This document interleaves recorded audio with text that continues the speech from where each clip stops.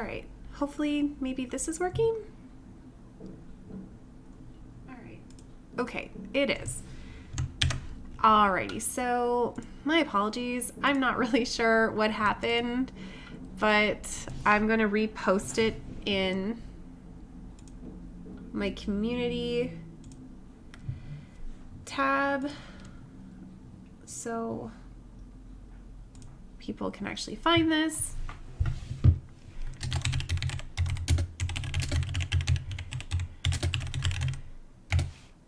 But 1 second for those that are currently watching.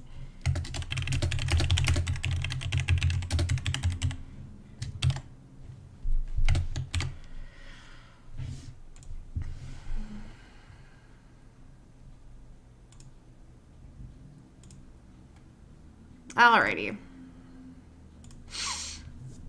Hello. Sorry for the weirdness with whatever was going on before. I tried to do my live stream and it just was not connecting for some reason. I'm going through a new streaming thing so I can project things up on the screen, and it went totally fine, 2 weeks ago when this happened, and now it's not. I am sorry. I don't remember you, Erica. Were you in a previous live stream or something?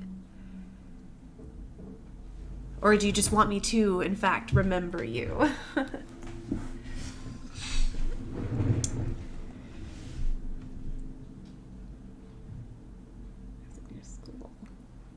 Like as one of my students?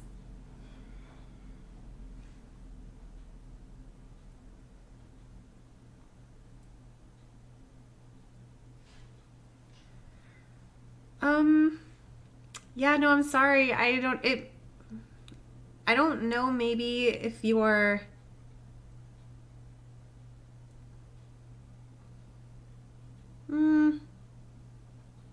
Yeah, sorry. I don't, maybe you have me mistaken or something. I don't know what you're talking about. I'm so sorry. But otherwise, we're going to kind of get started. So I hope everyone's having a great day. While we're going to see if a few more people hop on. While we're doing that, I'm just going to send out the link just because since it's a new link that is getting shared, I want to make sure everyone can actually access it rather than not. So, yeah.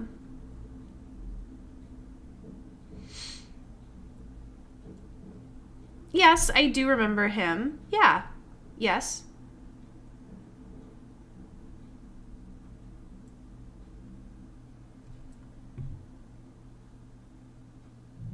But I'm not recognizing your screen name though.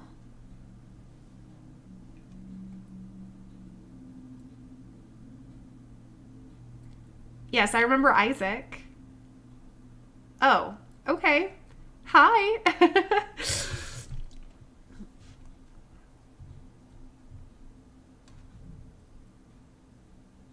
All right. Well, it's nice to see you again.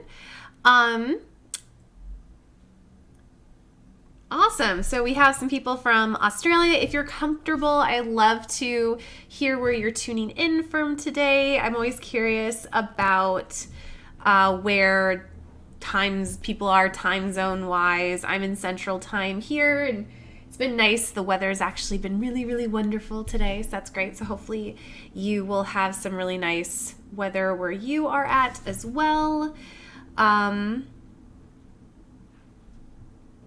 I know we had, there were a few people too that I know were from on the previous stream too that had commented, but I don't know, whatever was going on with the old one. I'm not really sure, but I hope everyone's doing well. So today our main topic for this particular one is we're going to be talking about ukulele chords, both with decoding them, but then also talking about different chord qualities, all right?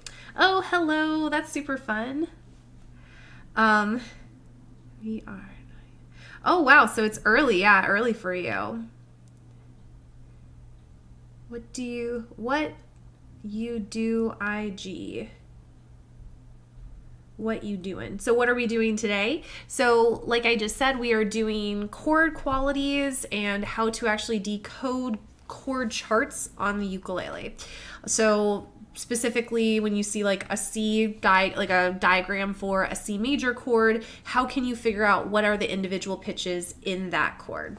So that's what we're gonna be doing today. This is a part of the ukulele theory thing. So if for whatever reason a couple weeks ago I didn't realize something got really weird with the camera or it was really glitchy or something, if for some reason we end up having like weird glitching things where the quality goes really bad, please just let me know. I'm gonna pop into the stream on my phone so I can also see it, just to make sure everything looks and sounds good. So it looks like we have sound, and that's all great. This is all still pretty new for me, so I'm trying my best trying to do cool things with new technologies, but you know, there's always a learning curve with that. So if you are one of my patrons, I would recommend you to either print out or bring up in another tab or something the guided notes that go along with the previous two music theory for ukulele videos. That would be the one on how to code ukulele or how to decode ukulele chords, as well as the most recent one with chord qualities. This is just the one I normally print them out myself and then fill them out, so when I make the videos, I know to actually say everything that's in the worksheet. It would also be beneficial if you had the first one too, just because we are going to be, I'm not going to really be taking time to review all of the pitches of the fretboard or like how to find those things. Typically with all the videos, because it's a pretty wide topic of music theory, I am assuming or going off of the idea that people are familiar with the previous material when we have these lessons. I don't think it's super necessary. Like, you'll still be able to get a lot out of these live streams even if you haven't watched the other videos or watched the other live stream. It's not necessary, but just so you are aware, I'm not going to go through like the entire lesson, but I don't know exactly what got copied over in the description box, but especially once we finish the live stream, I'll make sure all of the links to like the playlist for all the videos and stuff is in the description box. That way, if you haven't already caught up, you can catch up and make sure you know. If you aren't one of my patrons, of course, you're always welcome to join that community. They're pretty awesome. They get to vote on song tutorials that you see on the channel. They get access to like lead sheets and a lot of other resources and stuff. Like all of this stuff, for instance, this is all things that you get access to just by being one of my patrons. So you're always welcome to join that community. It's also another way to support the channel if you're interested in that. Otherwise though, if you aren't and that's not like feasible for you at the moment, you can easily just grab a notebook or a piece of paper and you can take down notes too. That's also another option. That's a really easy thing to do. I'd also recommend grabbing, something to drink or something like that. Normally these live streams, the goal is I've been trying to get them as short as possible because I don't want to waste your time and I want to try to get the information as condensed as possible for you. But chances are it's probably going to be somewhere between normally it takes about to this time for us to kind of get going, and then with questions and stuff, normally we finish around 6 o'clock. So get a drink or a snack. And then of course too, please remember, if you have any questions whatsoever as we're going around with this, please make sure that you then ask questions. I know it can be scary to do the chat and stuff, but all I ask is everyone is respectful of everyone and, using kind words, all that good stuff. But please, please, please ask your questions if you have them, if I'm saying something that doesn't make sense, because unlike, I'm really used to operating off of Zoom for, actual lessons with people and stuff. And whereas I can actually have a conversation a lot easier, the only way I'm going to know if I'm going too fast or skipping over things that you need to know is if you let me know. So please just remember that. All right, but otherwise, we're going to really just hop on in.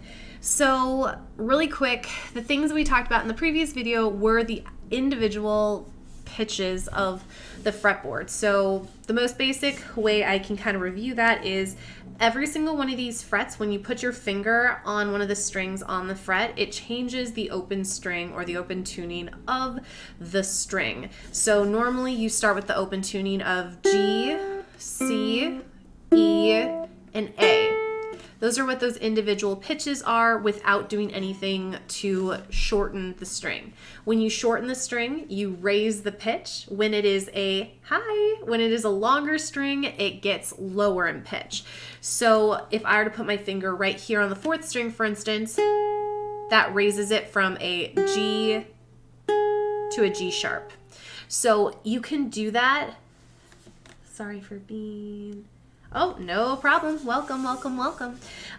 It raises that pitch because when you put your finger here, it's no longer the entire length of the string. You shorten it and it becomes a half step higher. And every one of these frets then raises that pitch by another half step. And a half step, if you are in America, you're going to be familiar with it being called a half step. If you are almost anywhere else in the world, and I should have mentioned this before too, I just didn't think of it, it's going to be known as a semitone. So when I say half step, it's the same thing as a semitone. You know, classic America, gotta do it a little bit different than everyone else. But so you raise everything by a half step. Every fret you move up on the fretboard of the ukulele.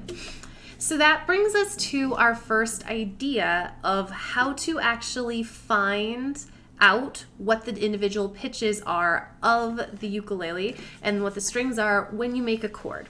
Okay, so I think the easiest one that I can demonstrate this with is a C major chord. So for C major, we should be familiar with the idea that if you take your finger on the right finger and then place it on the 1st string 3rd fret, and then you strum, it makes a C major chord. And when this happens, if I were just to strum this open, you can hear it sounds different. And the reason why it's sounding different is because I'm placing my finger on this 1st string, on the string of A, and I'm going to raise it by 3 half steps because that's where it is on the fretboard. So this A that I had before, because again, our open tuning, G, C, E, A, is going to change from A to a new pitch. And we're going to do that in order so the collection of pitches ends up being what it needs to be a C major chord. So how do we figure what that out is? Or how do we figure out what that is or what that new pitch is? All right, so, never mind. I clicked something on my computer and that's not what I wanted to do. How do I go back to just like regular? Well, I'm seeing like doubles of myself. Oh, there we go. Okay. So hopefully on the screen at the moment, you should be able to see a graphic. And on this graphic, it says chromatic scale, and then it lists all of the notes of the chromatic scale along with the top 6 frets of the fretboard. Now this is going to be the same for all ukuleles across the board except for baritone ukulele. Do we have any baritone ukulele players out there today? If so, I pre-apologize. I don't have a graphic specific for baritone ukulele. I'm just going off of standard tuning at the moment. But you should be able to see that. So if I'm going to put my finger right here on the 3rd fret of the ukulele, you can see that this first one, if my finger was here, it would change the pitch from an A to then an A sharp or B flat. If I put it on the 2nd fret, it changes it to just a B. And then the 3rd fret, it changes it to a C. So at this time, we have a collection of pitches that are a G on the 4th string, a C on the 3rd string, an E on the 2nd string, and then another C on the 1st string. But our C's are different. So I'm going to play these just individually so you can hear. You know, if I strum them all together, we have our C major chord. But if I strum them individually, I'm going to have G, C, E, and then this C again. Now, if you've already watched the video that came out 2 weeks ago, you would know what this relationship is called, from this low C to a high C. Does anyone know what that is called? I'm interested. If you do, type it in the chat. I will wait a couple seconds so that I know there's a little bit of a lag. But if you know what it's called, type it in the chat. And if not, I'll tell you in a second. But I'm curious if anyone either remembers from the video or if you just happen to know from your own music background. So again, I'm looking for what is the relationship, or we'd call the interval relationship, between this C and this C. If you have a soprano ukulele, it's going to be the same. I'm using a concert right now, but it will be the same. So if you have it with you and it's tuned, if you pluck the third string and then the first string with your finger in the C major position, this relationship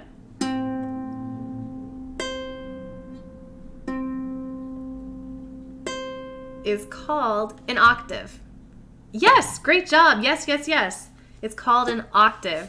So an octave is the easy way of saying it is X amount of half steps, in this case 12, that create what we call an octave, or sometimes it's called like P8 or 2,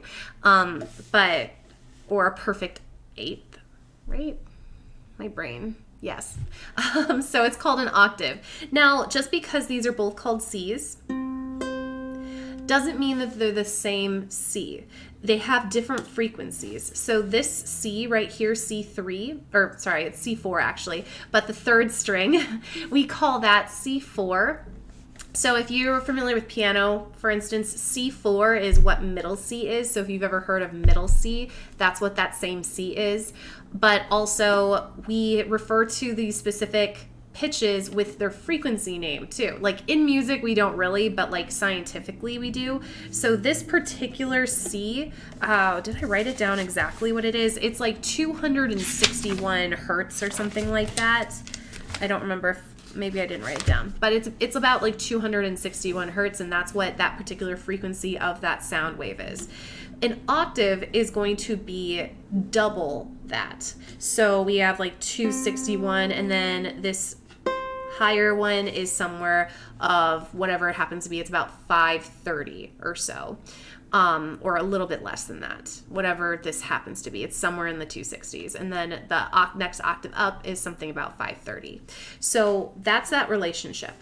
A lot of times when you're playing the ukulele and making these chords, because of the collection of like we only have 4 strings, so a lot of times what ends up happening is you end up having a lot of octaves, or a lot of doubled pitches. It's not always exactly with an octave relationship.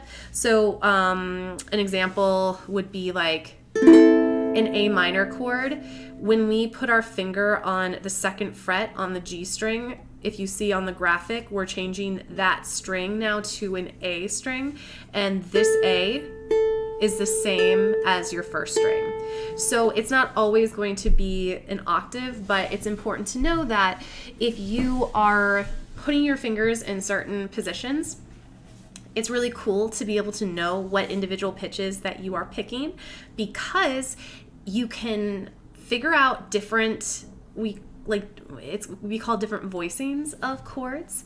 You can find out easier variations for chords. So a lot of times people will ask me like, oh, that version of the chord's really hard. What's an easier way to do it? And basically what I do is first I think of all the different ways I know how to make that chord.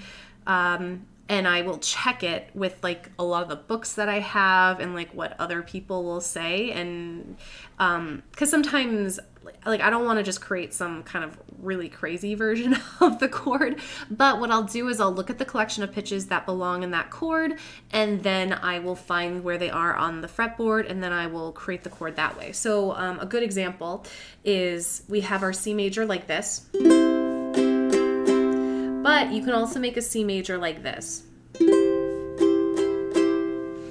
And the reason why I know that that works is because I'm holding down the first string and the second string on the 3rd fret. So the collection of pitches we have for that is going to be a C and a G. Then I'm placing my 2nd finger on the 4th fret 3rd string. yeah, 4th string. And then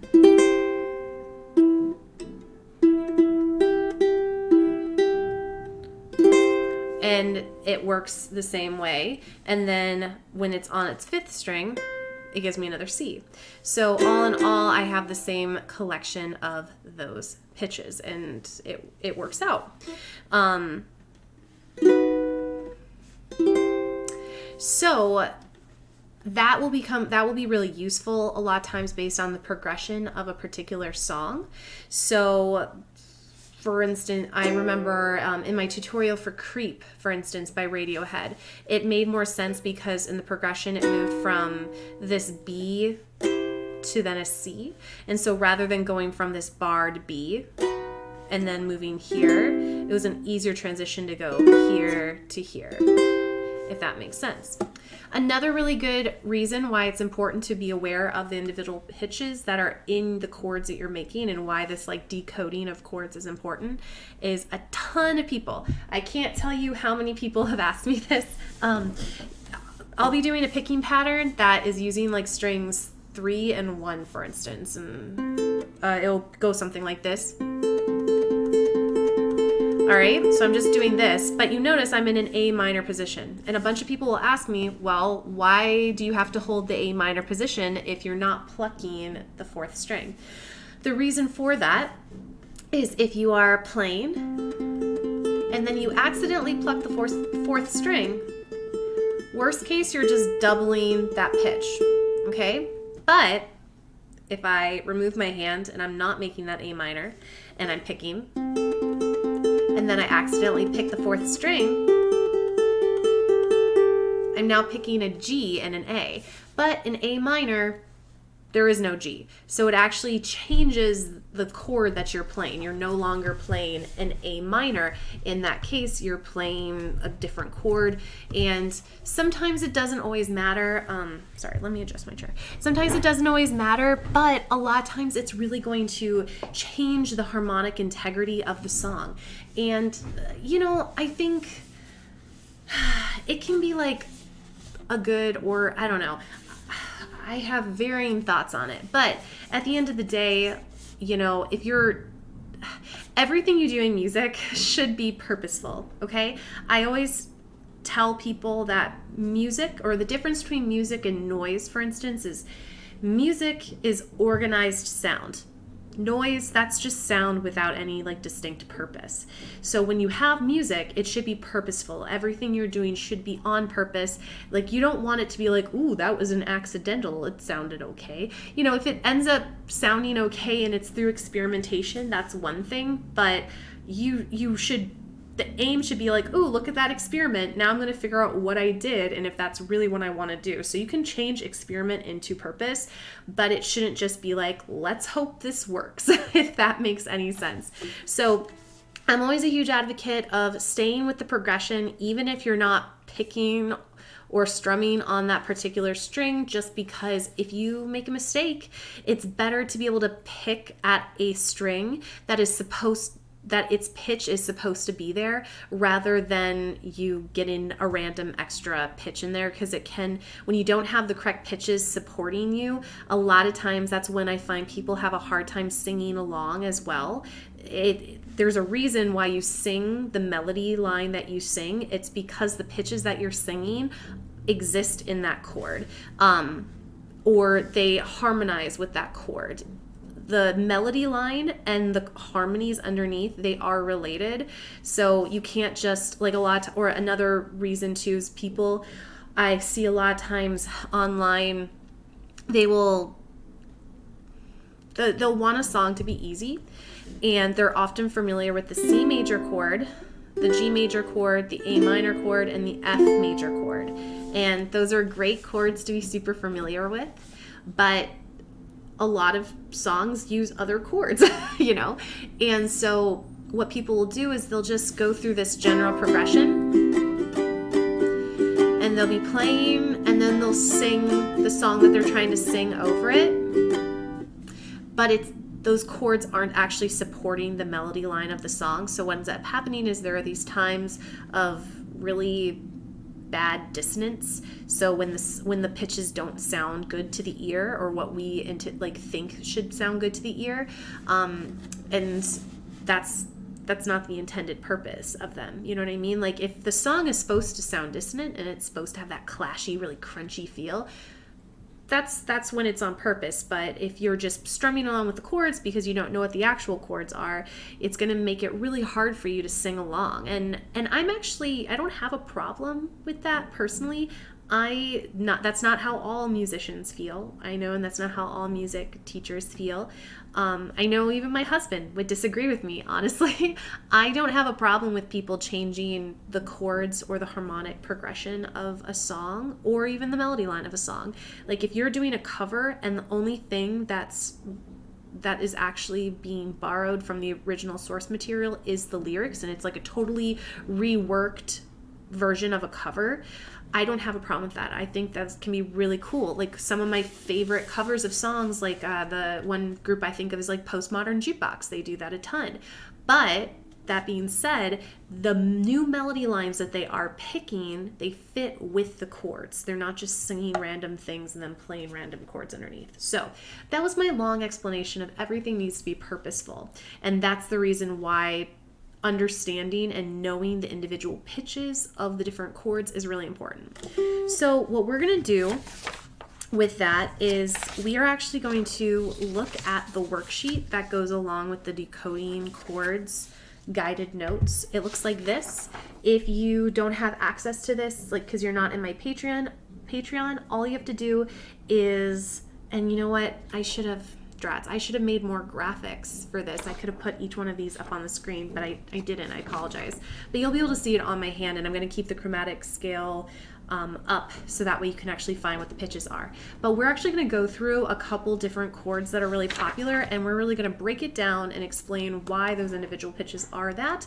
And then we're going to get into chord qualities, because I keep talking about a C major chord and A minor chord, but we need to kind of understand what that major and minor aspect of the chord actually means. So let's get into it. So the first one we're going to look at, we already kind of went through the C chord. So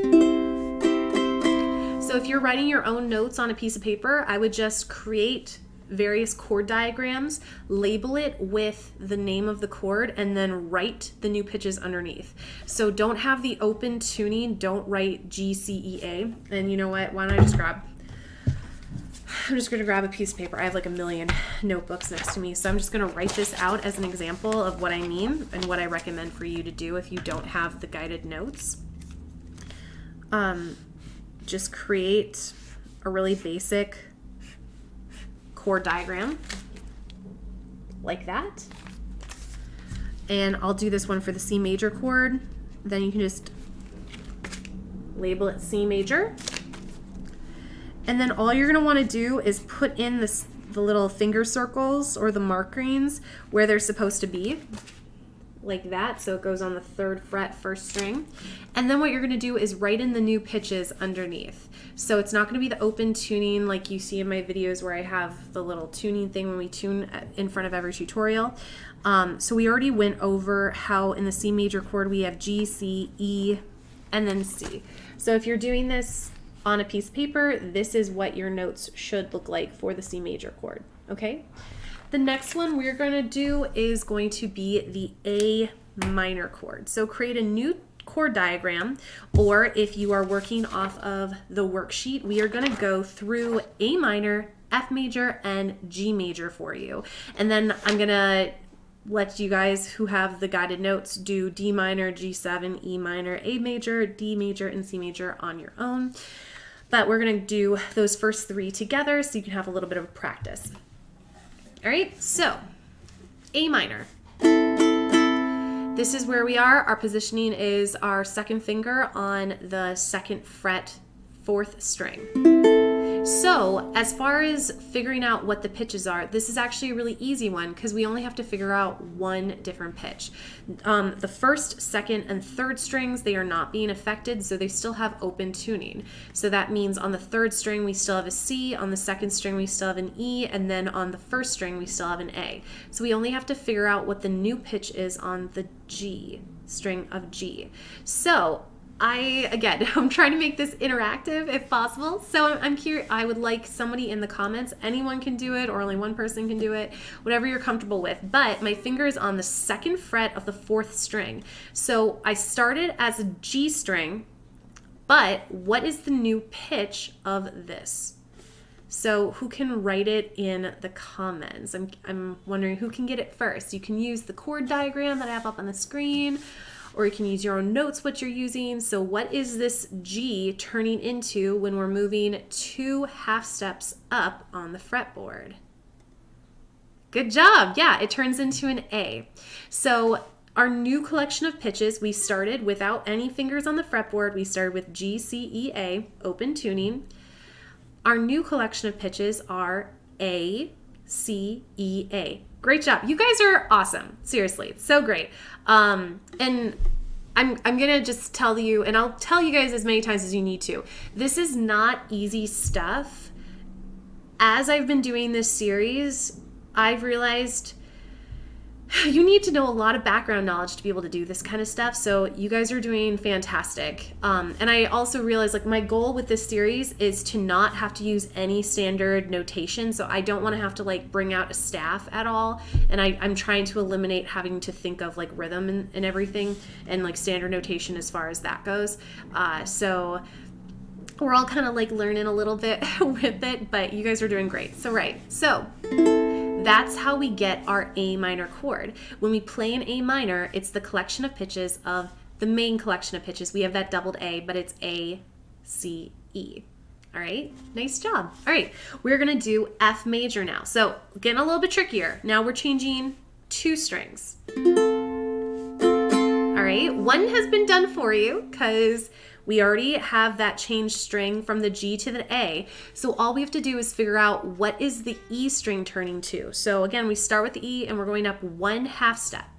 And if you remember from the pitches of the fretboard, the relationship between an E and an F is already a half step, and then also the relationship between a B and a C is already a half step.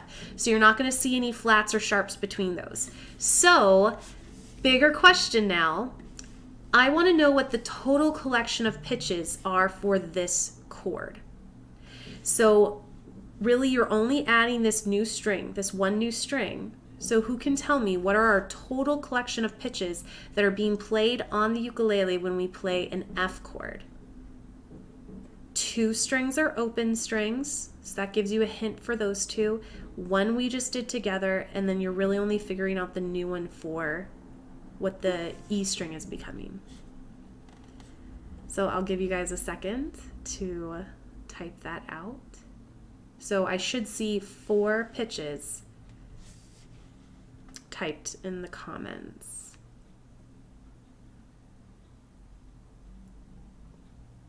Give you guys a few more seconds, and if not, I'll tell you in a sec.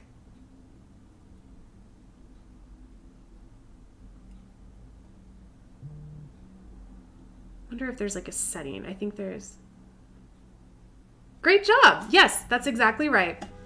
Excellent. So the total combined pitches that we have are A, C, F, and A. So we still have the doubled A in this chord, but like our main pitches for the chord of F is F, A, C.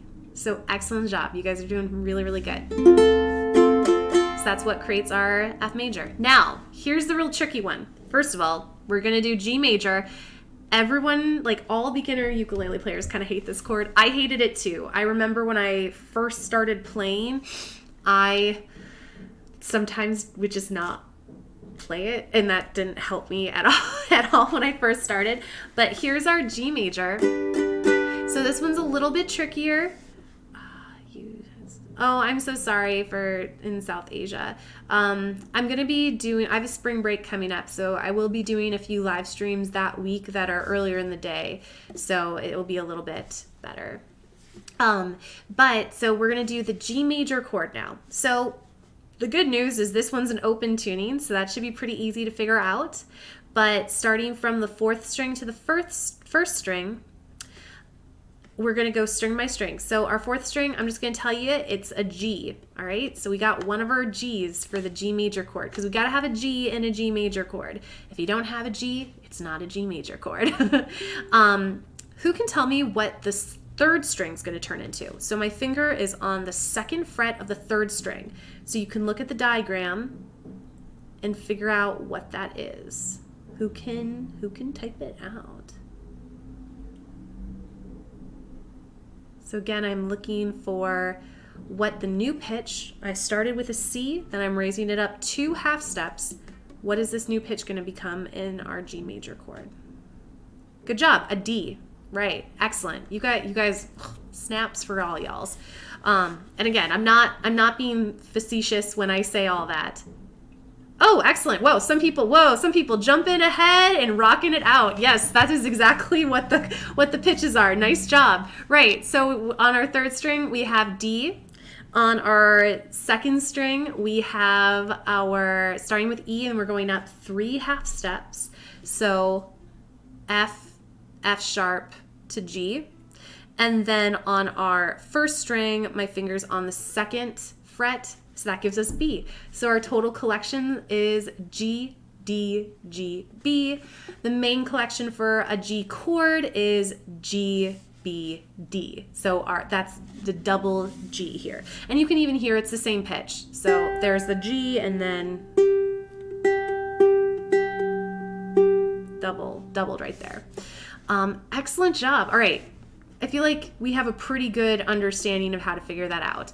100%, it's not realistic. I mean, it might be for you. I know it wasn't for me. It might not be realistic that you'll be able to like have all that memorized, and I don't expect you to. Honestly, I've been doing music for a really long time, and that's just like not how my brain works. I have to either look at a staff and be like, oh, got it, or I have to look at an instrument. It's really hard for me just to like pluck that from my mind. But it really does help if you like kind of give yourself drills like that. If you don't have access to this, honestly, what you can do is just make a list of all the chords you know how to play and what the fingerings for those chords are. I'd highly recommend whatever chords you know, make a list for it. I only put these on the worksheet because these are like the 9 most common chords. Hello to Brazil.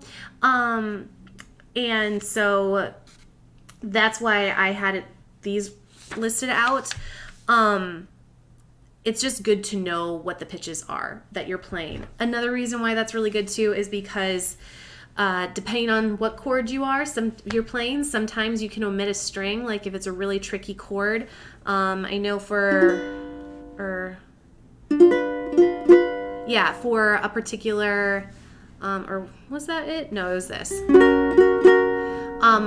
In my Phantom of the Opera medley that I just put out, if you haven't seen it, go check it out. I was doing an F sharp, and F sharp major is actually really tricky on the ukulele. And so I was like, you know what? I end up doubling a pitch there. I'm just gonna play the bottom 3 strings instead and omit the 4th string. And it gave me the same collection of pitches. So you can do whatever you need to make things work for you. Again, the name of the game though is make sure it's purposeful. Don't like if you're strumming here and you just happen to like forget about that string, don't put yourself in that situation. Make sure whatever you're doing is purposeful and you know why you're doing it. It's really going to help you understand everything that you're doing down the road. All right, so we practiced decoding some chords. Now what we're gonna do is we're actually just gonna go through and talk about what the chord qualities are and what the 4 main ones are that we're gonna be interacting with ukulele. Oh my goodness, when I talk so much, the throat gets dry. We might have some cats jumping up on the desk soon. We'll see what happens. All right. So, chord qualities. This is the most recent video that just came out this Wednesday. And what a chord quality is, it is a way that you can describe, it is a way that you can describe the relationship between the pitches in a chord, okay? When you have a collection of pitches and they get struck all at the same time and they create a chord, yes, I'm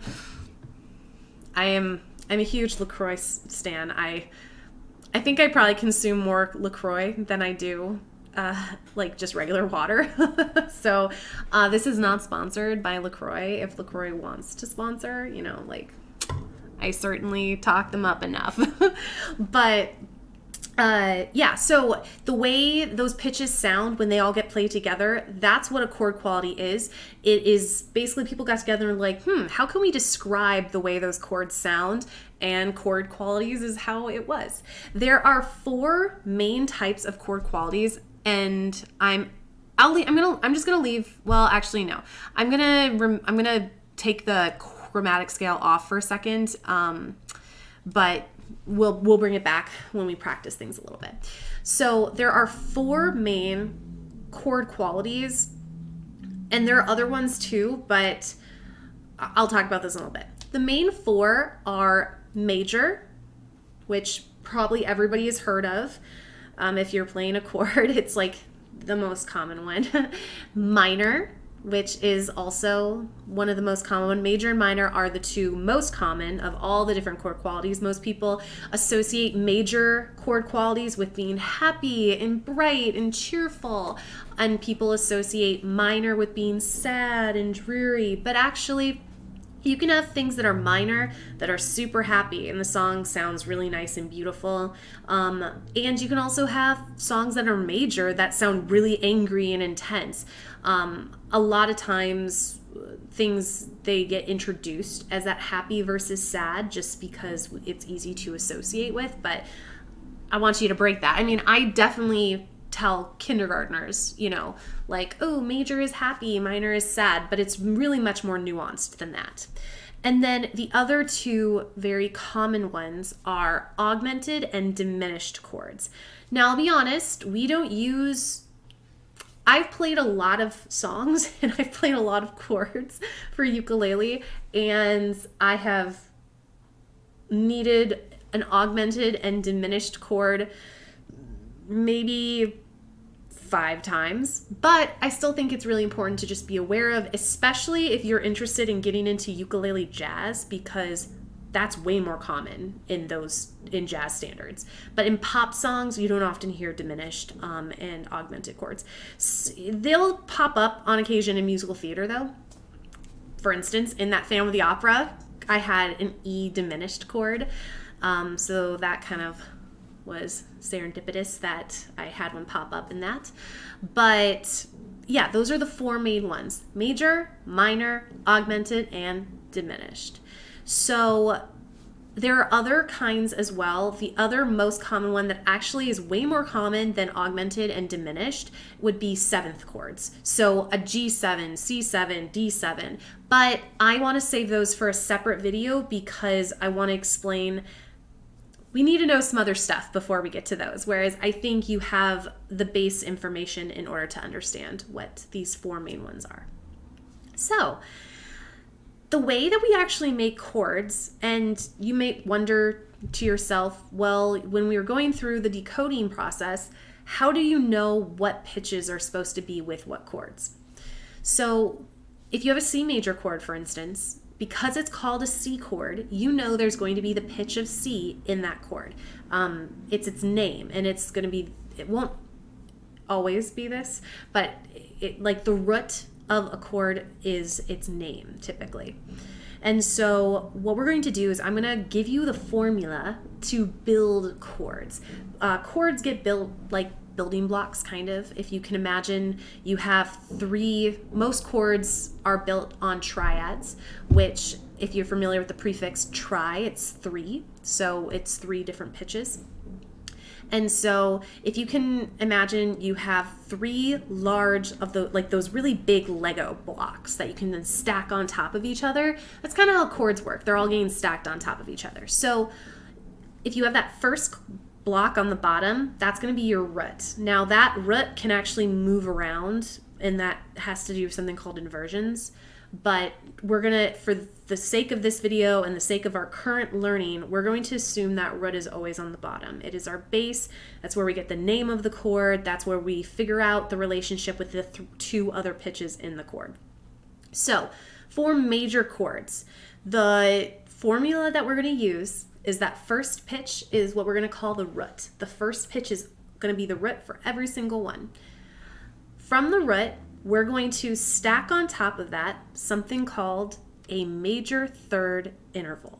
Now, the next music theory video that's going to come out, not this coming week, but the week after, I have a different video coming out for next Wednesday, but it's going to be all about intervals. All intervals are the distance from one note to another. So when I was talking about the octave, for instance, an octave is an example of an interval. And the way you figure out what that distance is it can be measured in half steps, or if you're outside the US, semitones, or whole steps, or whole tones. So I like to think of things just in half steps though, like for the most part. A major third is 4 half steps. So it's going to be the distance of 4. I'm going to throw up the chromatic scale again, just so people can see and have that visual for you. LaCroix highlight. So you are going to start on a C, for instance. We're gonna build all these as if they're all C chords, because you can have multiple types of C chords, but that's where the quality comes in a way of how you describe them differently. So we have our C on the bottom. Now we're gonna move up 4 half steps to stack a major third on top. All right, so starting with that C, we have C to C sharp, that's 1 half step. C sharp to D, that's another half step. D to D sharp, that's another half step. And then D sharp to E. So does everyone see how I'm counting up there? C to C sharp, that distance is 1 half step. C sharp to D, D to D sharp, and then D to E. That's 4 half steps. We can either say in our formula that we move from the root 4 half steps up, and that's going to give us our next pitch that needs to be in that chord, or we can just call it by its interval name and say it is a major third. I'm going to actually type that. Oh no, I have to sign in. I can't type from here. Okay, well that's unfortunate. I will go in. It's also in the main video that I made for this week too. But remember that 4 half steps. Oh, camera. 4 half steps equals a major third. All right. You can say a major third as writing it M and then a 3, and the M is capitalized. All right. So it's a capital 3. So capital M and then a 3, major third. All right. From our major third, we know it's an E. So we start with C. That's the bass block here. On top of that is going to be an E. And then from the E, we need to go up a minor third. All right. So that's going to be 3 half steps. So again, 4 halves, I keep going out of the range of the camera. 4 half steps equals a major third. 3 half steps equals a minor third. All right. A minor third is going to be represented by a lowercase m and a 3, or you could just write it out too. That's all right as well. So we have to figure out what is a minor third up from an E. So again, you can look at the chromatic scale. I'm going to count it on my fingers. All right. So here's our 3. E to F is 1 half step. F to F sharp is our 2nd half step. And then F sharp to G is our 3rd half step. So starting with that base of C, go C, major third up is going to be E. A minor third up from E is going to be G. If we go to our C major chord now, we have G, C, E, C. So are we seeing how this is connected between being able to decode the chords and understanding what chord quality they are associated with? So the relationship between those individual 3 pitches that make up the C major chord all fit within that general structure of root, up a major third, up a minor third. So let's talk about minor then. It's going to be very similar, but you're going to actually flip them. So you start with the root of the C, then instead of going up a major third, you're actually going to go up a minor third. All right, so that's how you're going to know initially whether it's a major or a minor chord. sort of. If it is the distance between the root and the next pitch up, it's going to be, if it's a minor third, it's going to be 3 half steps. Sorry. So we know that the major third is an E, and that's 4 half steps. The easy thing to think about is just take away one of those half steps, and you move from being on an E to an E flat. All right, but let's double check just to make sure it's correct. So we have our C, then we're gonna go up to we're actually working with flats for this one. So we go up from C to then D flat. And if you don't remember from the last live stream, somebody asked this really good question. They were like, how do you know? Oh, awesome, greetings. They asked, how do you know whether it's a flat or a sharp? The way you know whether it's going to be a flat or a sharp is because you're never going to like repeat its name. So what I mean by that is like, I'm not going to just like go like C to C sharp. I know I was using the sharps before, but in C major, we don't actually have any flats or sharps. That was the only reason why I was doing it. But so in this case, we're moving from C to D flat. All right, that's the half step up. D flat and harmonically is the same as C sharp. So C to D flat, then we go up, or sorry, C to D flat, then D flat to E, and then to, oh my gosh, wait, am I messing this up?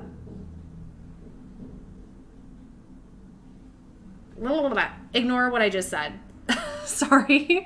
So we have C to C sharp / D flat. Then we have to D, and then one more up is the D sharp / E flat. In this case, it is going to be called an E flat though, not the D sharp. There we go. So that's our 3 half steps to get up to the next pitch. So our root block, that's at C, we go up next, and now we have an E flat.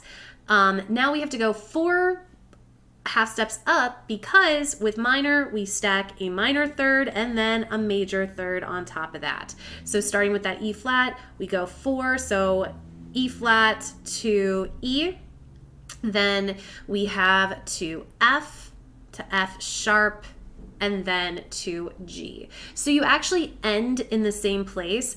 The major and minor chords are just inverted versions of themselves. So again, major, the formula is that root, major third, then minor third on top. For minor, it's the inverted version. Start with the root, then you do a major or minor third, and then you stack a major third on top of that, okay?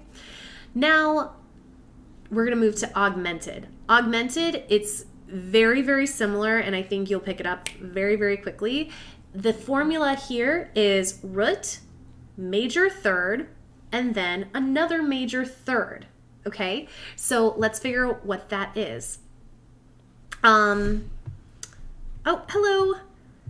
We have a couple of people from California. Awesome. Oh, great.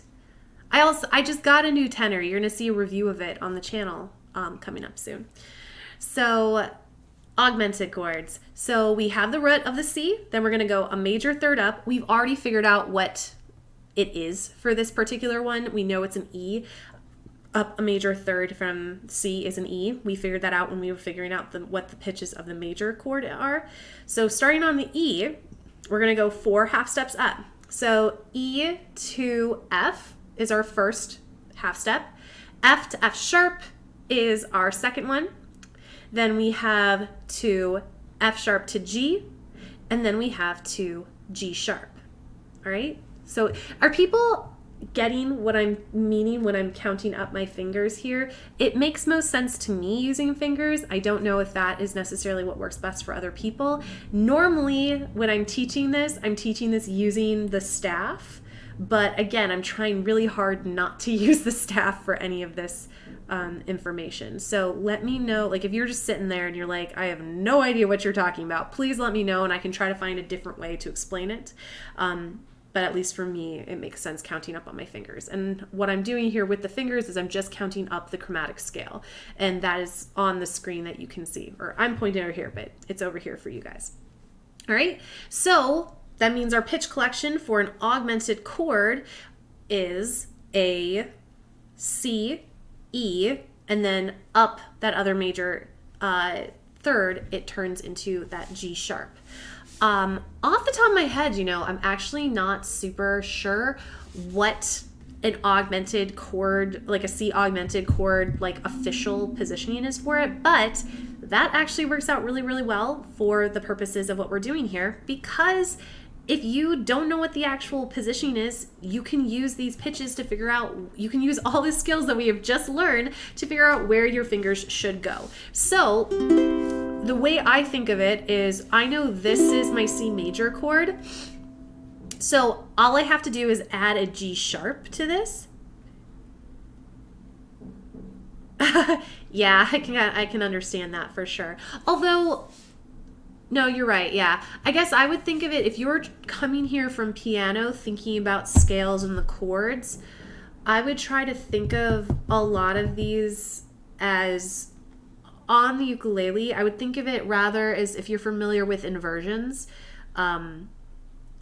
Because on piano, it's a lot easier to visualize the stacked chord left from right.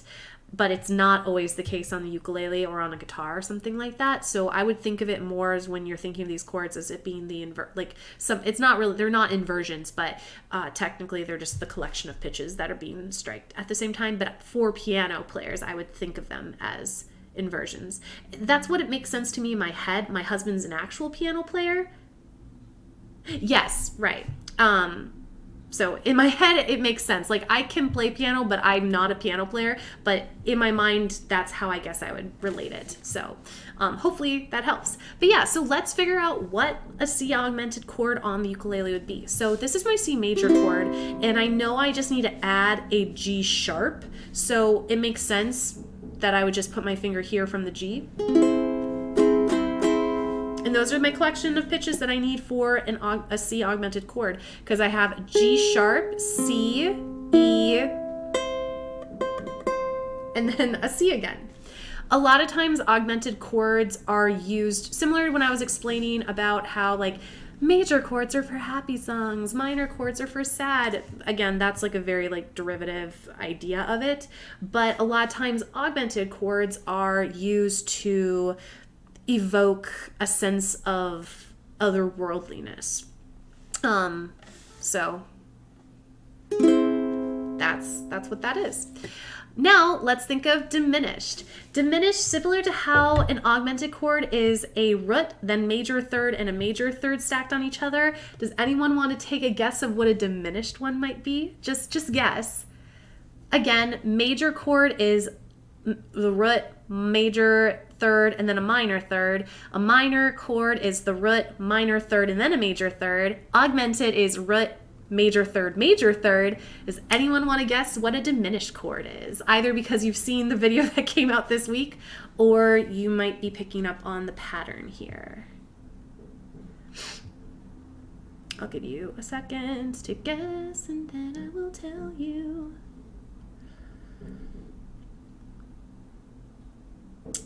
I'm definitely going to make an adjustment on my next live stream so I can have the chat be more, there's like almost a 15-second delay between when I say something and when you guys chat it, so I'll fix that for the next time. But again, boom, you guys are so good. Like, I didn't learn any of this stuff until I was literally in undergrad. You guys are awesome. So, oh my gosh, I just almost kicked over my microphone. Hopefully that didn't just blow out your ears. I apologize for that. My leg got stuck in my microphone. You guys are exactly right. It's a root, minor third, and then minor third on top of that. So we're gonna figure out what that is. So similar to what we did, we borrowed the information from the minor chord. If we start with the root with the C and then we go up, we're taking that E flat for the diminished chord here. And then we have to stack another minor third on top of that. So starting with E flat, so we have E flat to E, then to F, and then we have, because we're dealing with flats already, we're going to keep it with the flat. I can't make that finger go down. There you go. We're then going to have a G flat. All right, so again, we have our E flat, so the pitch collection, C to E flat, that's the first minor third. E flat to E is our first half step. Then we have our E flat to, or sorry, E, then to F, and then to F sharp, aka G flat. So our collection of pitches are C, E flat, G flat. All right. Similar, I have never actually played a C diminished chord on the ukulele, or I did like once, but I can't think of it off the top of my head. But again, you have all of the tools that you need right now to figure out what that positioning would be. So I'm actually going to start with my C minor chord, which is here. So that's the C minor. So I have my collection of pitches. I have a G to then my E flat, then I have a G and a C. That's what creates my minor chord. But I have to figure out a way to add my G flat. So right now I have 2 Gs and I need to turn them into G flats. So what I'm gonna do for that, the first one's really easy. I could do this. That would make a diminished chord if I omit that G. And honestly, I think that's kind of what I have to do at the moment because I can't lower that G anymore. Alternatively, I guess I could like play something really far up here, and what could I do? Nope, that's what it's got to be, I guess. So for C diminished, we are omitting the 4th string and then playing here. So now I have my pitch collection of E flat, G flat, and C. That's your exact C diminished chord. All right. So that was a fun little exercise. Now everyone knows how to play a C diminished chord. I try to make chord diagrams for like every variation of the chord, and I'll try to like have that available somewhere too. But yeah, so that is what that C diminished chord is. But again, I'm hoping that this is illustrating for you how you have all the tools you need when you know the individual pitches and when you know what the formulas are. The last thing we're going to talk about really quickly is how do you identify these different chords? So if you're taking notes on your own and you don't have my guided notes for you, all I kind of did for the guided notes here is I just created a little table for you guys that you can fill out the information with. So I have the chord quality name, and then I have what it looks like, and then how to build it. So for a major chord, there's a number of ways how you can identify a major chord. First of all, it can just be written out. So using the C major, I'm going to use C major for all these examples. For C major, you can just have literally C major. Or you could just have a capital letter C. Or you could have a capital letter C with a uppercase letter M next to it. Or, this is not very common, you could have a capital letter C with a triangle next to it. I have never seen that in an actual chord chart before. My husband, who's a jazz player, he's seen that more in jazz, but he's also never seen it outside of jazz too. So that's something you can... Is there a visual rule to make each of these chord variations since the notes aren't in the same order as they would be linearly?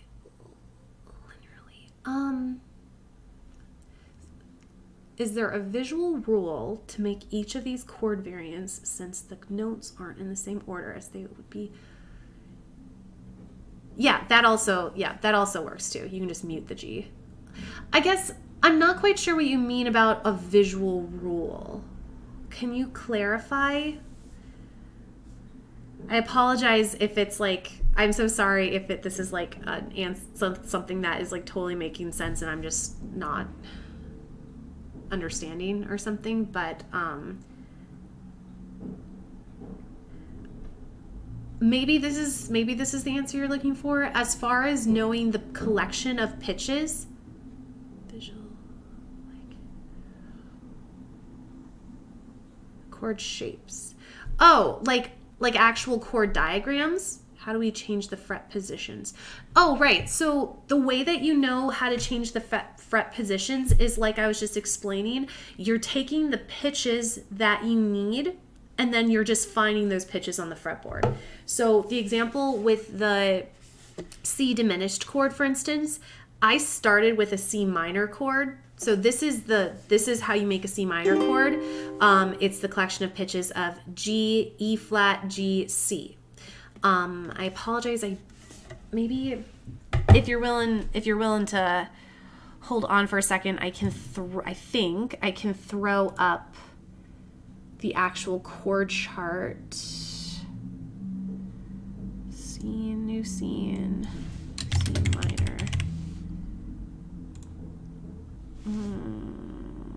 Oh no. Hopefully you guys can still see. Yep, okay.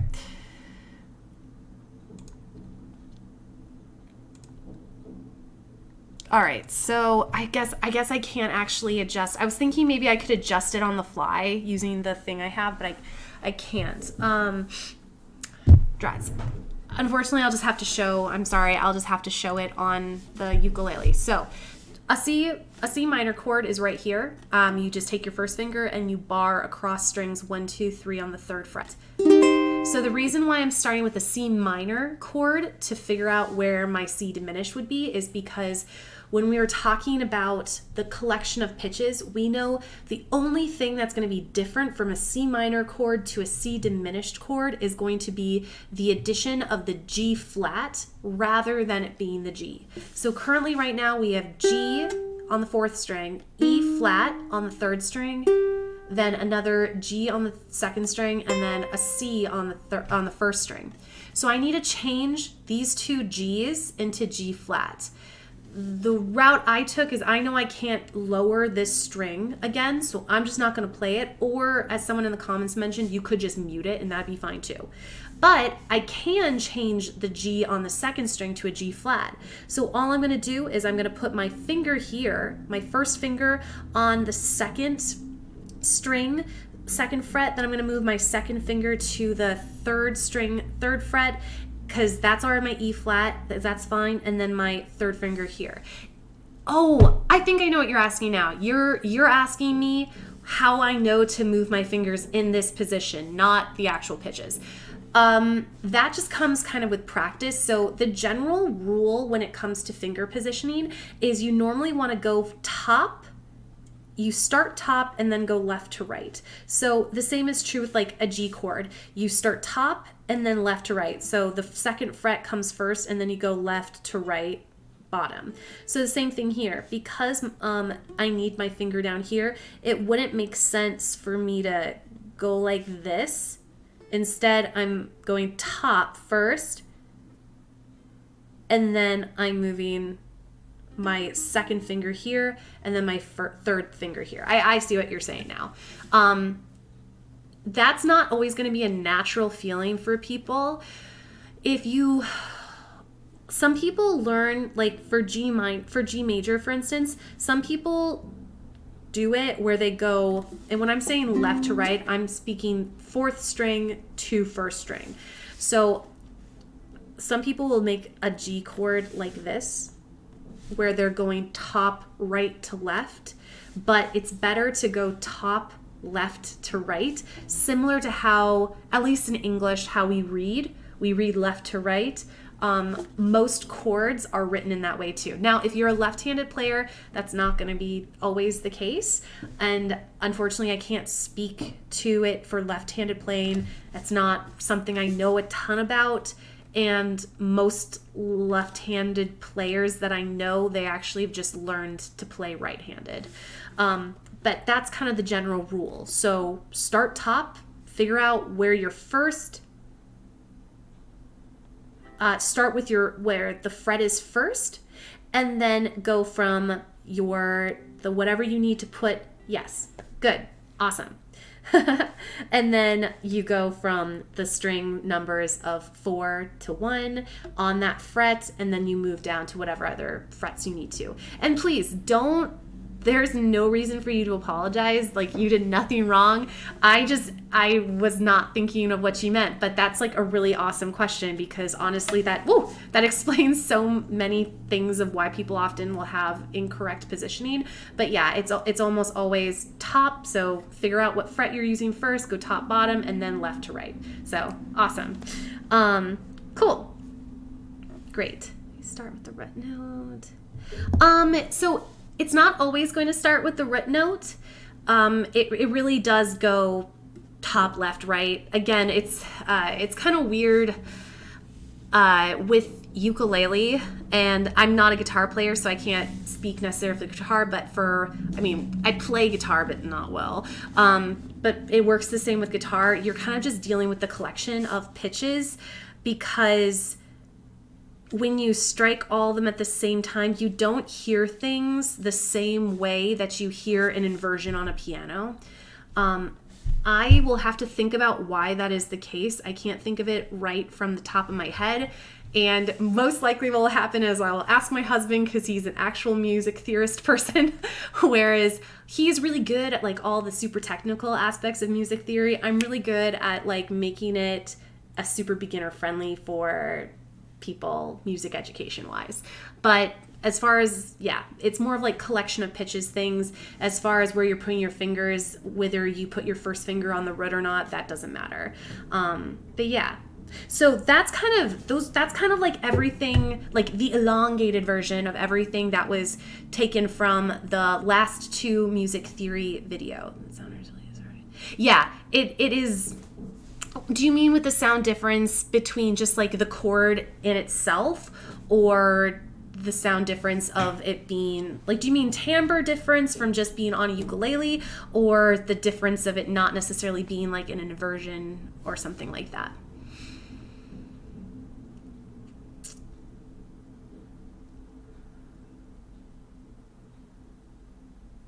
Actually, that would be like really interesting. Maybe, you know what? I have a lot of friends that are like amazing piano people. And actually one of my friends, they are a phenomenal piano player, and they just recently started picking up ukulele. That'd actually be like really interesting. Maybe I can get them to come on a live stream sometime and talk about like the differences between playing on the different instruments. That'd be really cool. Not sure. The finger placement is really throwing me entirely. Do you mean when thinking about finger placement of just like where to put your fingers on the different chords, or how the finger placement relates to the individual pitches that are being played? As you type that out, I'm gonna look over some of the other questions. Thank you guys so much. Someone was saying, you'll learn a lot from Cory. I hope so. I hope so.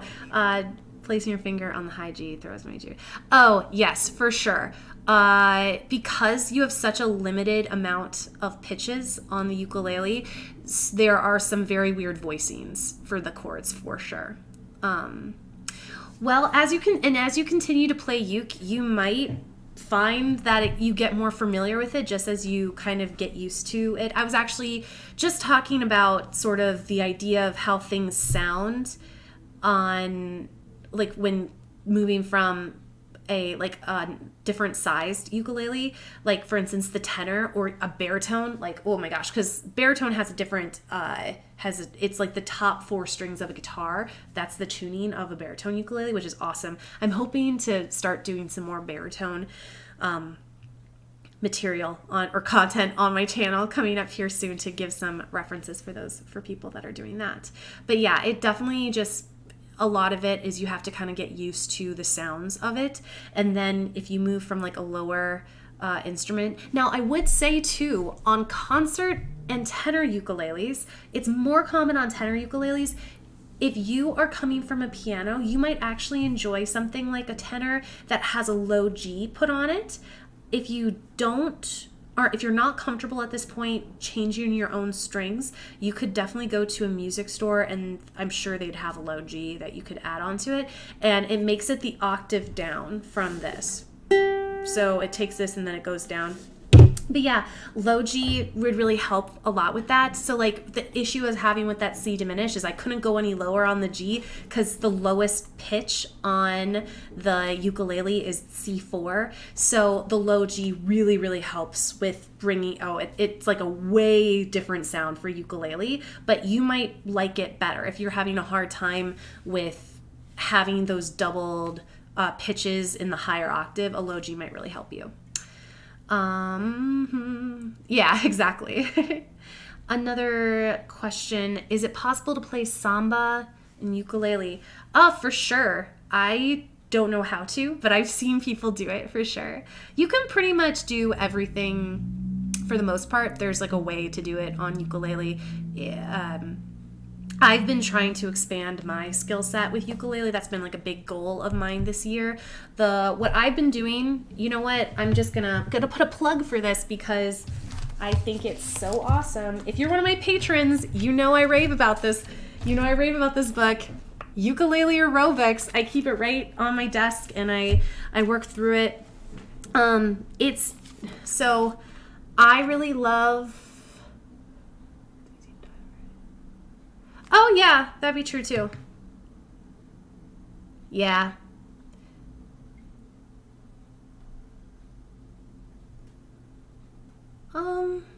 C major, since you...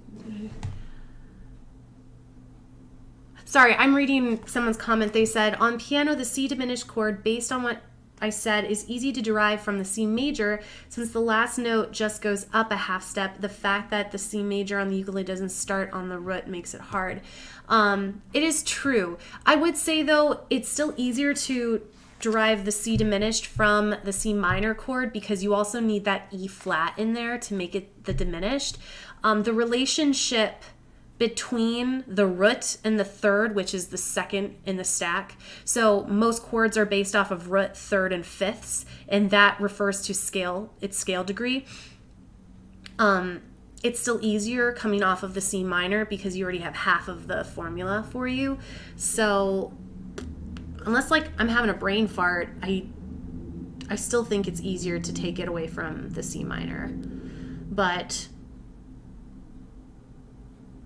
yeah, I mean, it's always going to be hard for sure because we're building chords using those pitches, but then when it comes time to actually playing them on the ukulele, everything gets thrown up in the air because you're not playing them in the order that they're presented, and sometimes it's in a different octave than you would expect or want it to.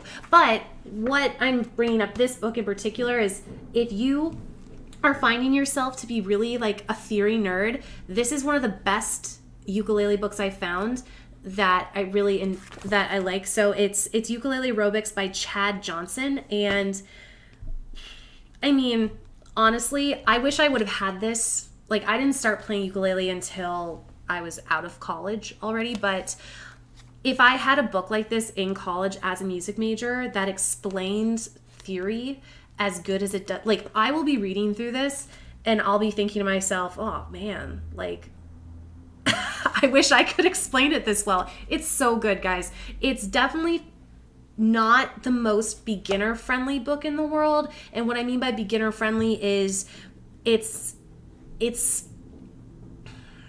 like an advanced beginner type book. Like if you read through things and maybe have to do a little bit of looking up, are really trying to earnestly to learn things from more of a theory mindset, you will be fine. I don't think you have to have like a ton of theory background to be able to use this. It has a CD that gives listening examples for everything, and I think it gets everything's explained really simply, but it does require some like thinking along with it. Trying to think of like, I'm looking through here with thinking of an example. Here, before I forget. Oh wait, I can't comment. Oh no. Okay, well, this particular book, if you're looking for it, you can find it on Amazon. It's Ukulele Aerobics. If you're looking for a direct link, I have a video that is 5 ukulele books you should get. It's in that video. You can check it out there. But like, for instance, he just does it so well. Like, that's not a good example, but yeah, he really just breaks down, everything's broken down into days of the week. So on day 1, so Monday, it's all vocabulary stuff, and it is one of those things where it's similar to my like theory things. Once I have a video, I assume you're going to know that information and then I'm moving on. This is the same thing. It's not going to like super strongly reinforce stuff. Yeah. Oh, I didn't know they had a baritone version. I'm gonna have to get that then for sure. Thank you for letting me know that. I didn't know they had a baritone one. But it's like once something gets brought up in the book, it goes off of the idea that you know it. So what I would recommend is if you get this book, where's my practice journal? I keep a practice journal, which everyone should do. If you don't keep a practice journal, check out my video for it. It's how to keep a practice journal. I'm also going to be making a how to create a ukulele portfolio soon too. So what I do is a lot of this stuff in the book I already know, but I'm a read-write learner, so I write down everything and then I don't forget it. So what I do is will use, so this is like from a while ago, I read out the different chords that are being used on Monday and the licks and things like that. I will write under it oftentimes like the individual pitches, just so I'm being mindful about it. Any new vocabulary I will write down too. Now, this is not like sequences aren't new for me. Like I know what a sequence is, but again, I still just write it down just so I have that practice. So what I would recommend with this book, treat it like it is a class. It's really great. So write down the notes that you learn from it and then keep those notes and do it a little bit every day. It's probably like I always say don't spend more than like 10 to 15 minutes a day practicing, because if you're doing really purposeful practicing, you're good with 10 to 15 minutes of it, unless you have like, again, that's just general. Like if you're a professional musician, you're going to practice for more than that. But in general, when learning a new skill, it's better to have little purposeful chunks of time rather than like an hour of time and then your fingers are super hurting. But yeah, keep a practice journal, keep your notes all in one place, and that will really serve you well. But yeah, so we're definitely getting a little long, which is totally fine. I'm totally fine if we go long. But are there any other questions that have to do with this stuff? Chord qualities, how you're using the different pitches to create chords. I'm glad you guys have been awesome. I just want to say too, like, what an awesome active chat. If you are watching this on the replay, check out the live chat because it's really fun. Hopefully it shows on the replay because these are all really great. You guys are doing fantastic. But yeah, if there aren't any more questions, we'll probably just end it here. As far as live streams coming up, like I said, next week Wednesday is not a ukulele or not a music theory for ukulele video. We're gonna pick it up the week following. I'm going to try to do another live stream at some point like the last week in March, but it's going to be a Q&A, like a beginner Q&A live stream. Like last week I asked, or was it early in this week? A few days ago or whatever, I asked what people had for questions for beginner ukulele players, both on my Instagram and then on my YouTube communities page, and I got a ton of really great questions. I was planning on just making a video for them, but then there ended up being so many questions that it would be a really, really long video, so I think that's just better in a live stream structure. Actually, you know what, let me... Here we go. So that's going to take place during that time. What other things do we have coming up? Oh, if you're a beginner and you'd like some easy chords to be able to play, I think next week is when I have it scheduled out, but I'm going to have a 10 songs that you only need 2 chords for, so that will be fun. It's like not that you can play all 10 songs with the same 2 chords, but like each song only has 2 chords in it. We're still doing musicals for tutorials, which is fun. A lot of the musicals are a lot harder than a lot of the pop songs, so I hope you guys are enjoying that too. But yeah, otherwise, I hope you just have a great day. Little sneak peek, there's going to be for patrons, I already know what our theme for April is going to be. It's going to be pop royalty, so like the princesses, princes, kings, and queens of pop, so I'm excited for that. But otherwise, yeah, I don't know. I hope you guys have a great day. So thank you guys so much for watching. I hope you learned some stuff. I hope you I'm glad that you found my channel too. This has been a really fun time talking about this stuff, and it's given me a lot to think about too because I also don't always think about all of this in terms of theory. So, of course, always happy to answer your questions. If more questions come up, just, type them in the comments after this airs. And yeah, so thank you guys so much, and I hope you have a great day. Bye.